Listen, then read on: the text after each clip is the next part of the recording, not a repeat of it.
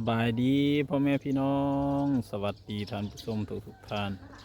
พอกับเคยลาคือเก่าพ่อแม่พี่น้องพอกันในวันที่9 เดือนธันวา2025พี่น้อง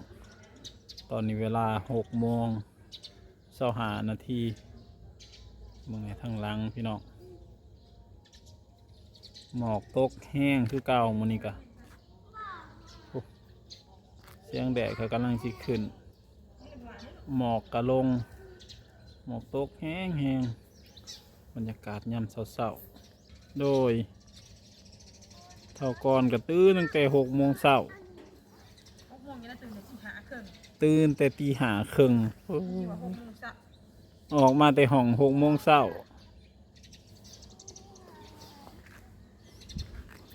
ผมก็ยังบริวีเลย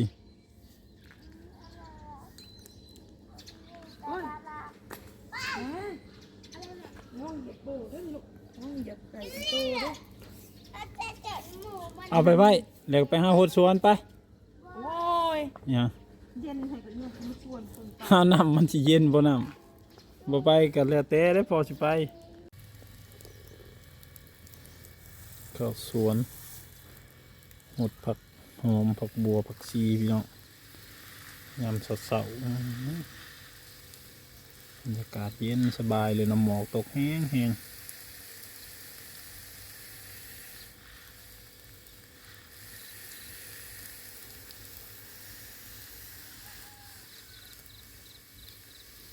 ตื่นแต่เช้าก็สิสดชื่นเนาะ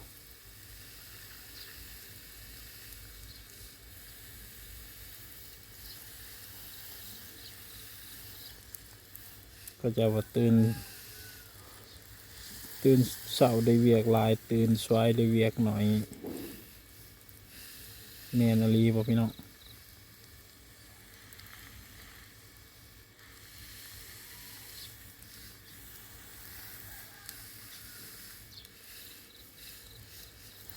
มันแม่นคือผู้เฒ่าเพิ่นเว้าอยู่พุ่นเนาะแต่ว่าตื่นมาก็คงก็เฮ็ด2 อย่าง3 อย่างเนาะ1ข้าว2 อย่างเนาะ1ข้าวแล้วก็ไปหดกอไผ่แล้วก็มาหดสวนมันคือกันได้หดสวนผมก็ได้เฮ็ด2 อย่าง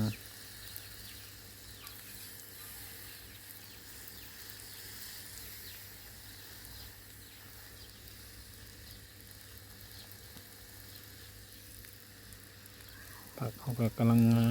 าม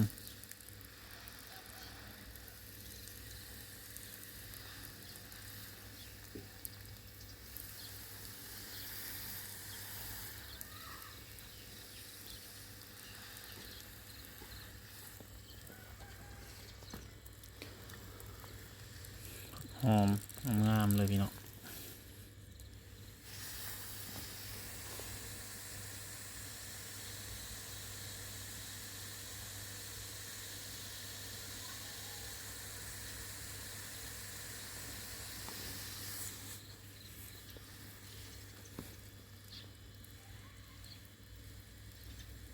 เป็นฟอยอยู่แต่ว่าก็แห้งเติบแนะนำนี่เป็นฟอยก็จนว่าผักหอมนี่ล่มไปหมดเลยหดแต่ละเถื่อ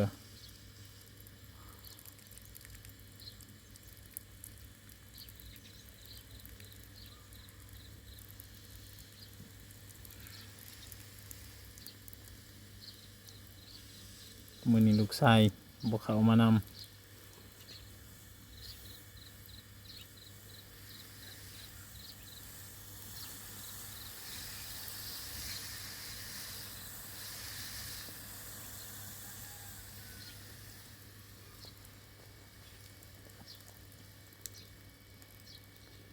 ฝากกดไลค์กดแชร์เป็นกำลังใจให้เคยลาเด้อพี่น้อง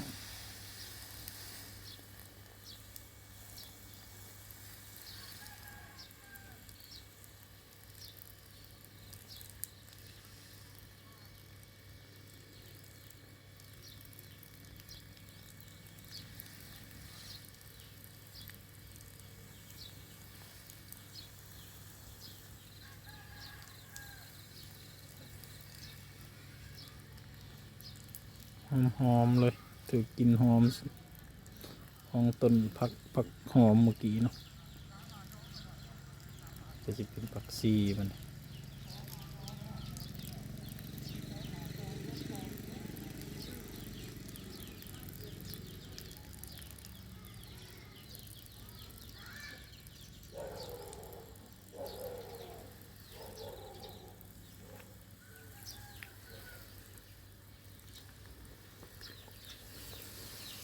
ผักชีลาวนี่บ่อยากสูงปานใดบ่คือผักชีไทยก็คือว่าสูงงาม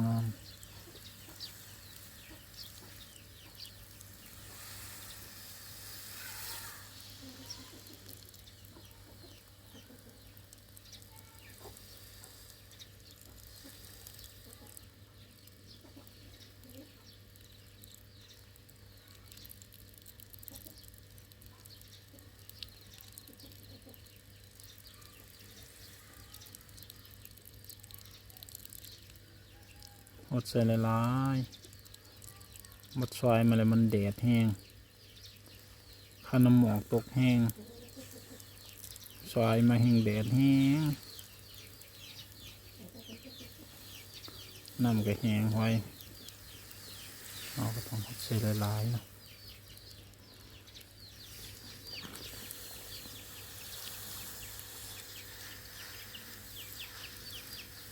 ให้มันกลับเก็บน้ำได้หึงๆนี่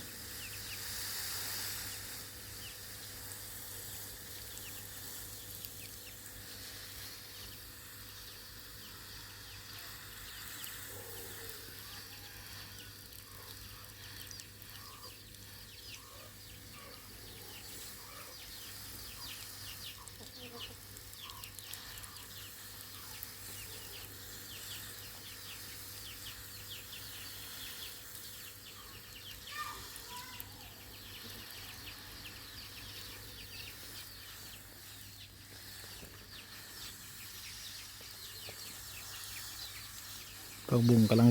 เกิดใหม่มันกำลังแตกกิ่งก้านสาขาใหม่กินจนว่า ทั้งคนทั้งไก่ก็บินเข้ามาเฉย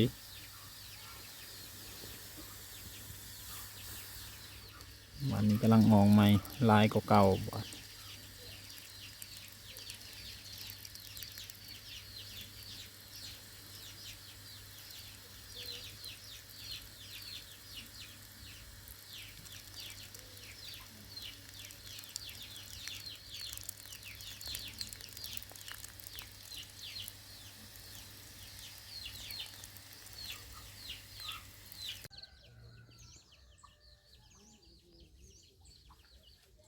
อยู่กับธรรมศาสตร์พี่น้องเอามาหุงสดๆจากต้นเลยบานสุกโอ้ยพอดีกินเลยเสียบๆพี่น้องนี่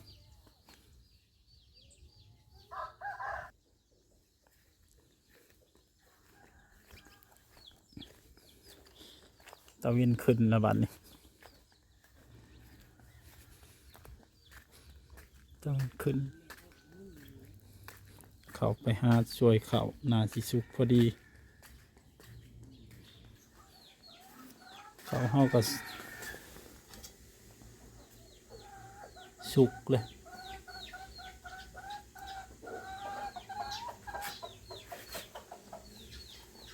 สุกบ่หรือบ่สุกอันนี้นะสิกก่อนพี่น้องบ่อยากสุกปานใด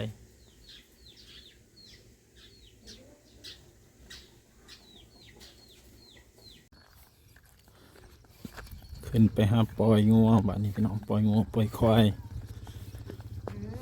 ได้3 เวียกเนาะมื้อนี้ตื่นมาแต่เช้าๆได้3 เวียก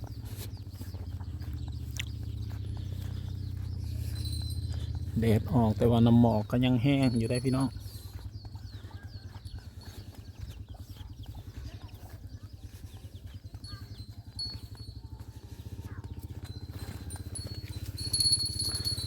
ซุ่มนี้บ่ได้ผูกซุ่มนี้ผูกเพราะว่าส้นกันตัวนั้นมันจับบ่ได้ไปชนหมู่ก็เลยปล่อยผูกแต่2 เม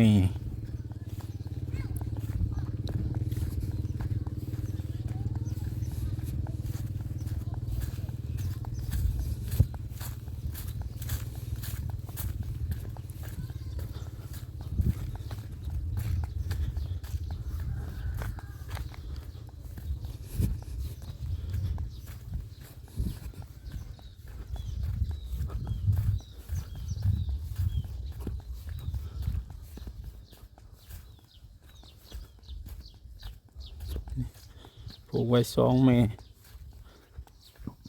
เดี๋ยวหาเจ้าของเลยแล้วก็ควายเนาะผูกงัวปล่อยงัวแล้วก็ไปปล่อยควายยามนี้ก็สิไข่เนี่ยงูควายเขาก็ปล่อยผูกตัวควายถึกหน่อยตัวหนึ่งอย่ามันบ่มา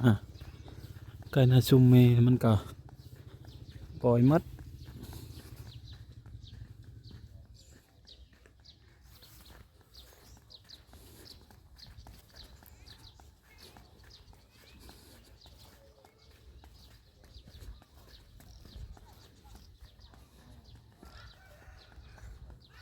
โอ้โอ้โอ้คลิปนี้ก็สิขอลาก็เด้อพ่อแม่พี่น้องเด้อขอบคุณทุกคนที่ติดตามรับชมฝากกดไลค์กดแชร์เป็นกำลังใจให้เคยลาเด้อพอกันใหม่คลิปหน้าพี่น้องสบายดี